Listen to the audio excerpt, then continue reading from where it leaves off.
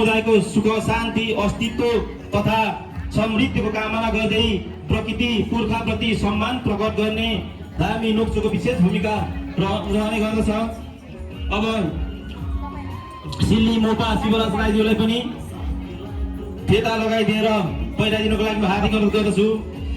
विशेष गरी सिल्ली मोपा किराँत समुदायको मौलिक सांस्कृतिक अभ्यास हो, जस अन्तर्गत साकेला अनुसार प्रस्तुति गरिने विभिन्न सिल्लीहरूको परम्परा अनुसार विधिपूर्वक आरम्भ तथा सञ्चालन गरिन्छ।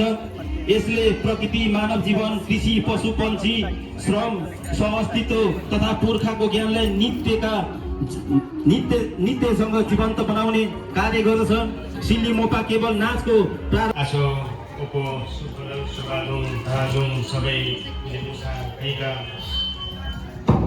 उभौली मिलो धारा आशिष इनिची रुङमाकी सबै धारा उडा सुटुलुङ्गा बल मोसा कैका सबै उडा सेवा विष्णु काय पर्यो कोही कैका कोही माखाना मितिर्ने खानेलो तिर्ने आमकामो आसो मैदामो चासुम ची पाकुम सुनेका खानेलो मितिर्चा खाते खाइ खाइने रुङमाथि कोही कोही कैकाउडा बला नागु सुनेको नै पाजो झुपाजो सुनेमा पाजो धारा दाउडा ल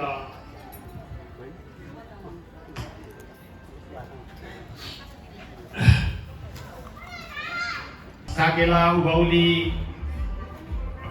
पूजा सँगसँगै हामी साकेला पनि नाच्ने गर्छौँ। यसै क्रममा अब हाम्रो सर्वप्रथम त हामीले बजाउने बाजाहरूमा केन भन्छौँ, केन भनेको ढोल हो, मानी भन्छौँ, मानी भनेको झिम्टा हो। यो बाजा हामी वर्षमा 2 चोटि बजाउने गर्छौँ। त्यो 2 चोटि बजाउने बाजाहरूलाई हामी साधन तरिकाले खेलाची तरिकाले चलाउँदैनौँ। त्योभन्दा पहिला ती बाजाहरूलाई हामीले पूजा गरेर मात्रै चलाउने बजाउने गर्छौँ। आशिष माग्दै बाजा गाजालाई म पुज्न गइरहेको छु। ल अहिले मानीमा सोसुङसुङकेका कोको गेम सोसुङसुङकेका ओको सुङसुङका साकेला मितिर्ने खन्नेलो तिर्ने आशिष इनिची रुङमाथि कुनै अहिले एउटा झारा केमो मानिमानो चौसुङको पनि मूल ढोलेलाई हामी केम जिम्मा दिँदैछौँ। ताली बजाइदिनु होला। अब यससँगै हामी कार्यक्रमको महत्त्वपूर्ण चरणमा प्रवेश गर्दैछौँ। आजका प्रमुख अतिथि किराँत राई केन्द्रीय कार्य समिति जरपानको अध्यक्ष ज्यूबाट ढोल र झ्याम्टा बजाउँदै आजको कार्यक्रम विधिगत रूपमा धन्यवाद नोक्छु धामीज्यू। शिवराज राई जो हुनुहुन्छ उहाँलाई चाहिँ झ्याम्टा नक्सलले झ्याम्टा प्रदान गर्नुहुँदैछ। यसै गरी सिलिमोमा परिता चामलिङ राई उहाँलाई पनि जो झ्याम्टा चाहिँ प्रदान गर्नुहुँदैछ।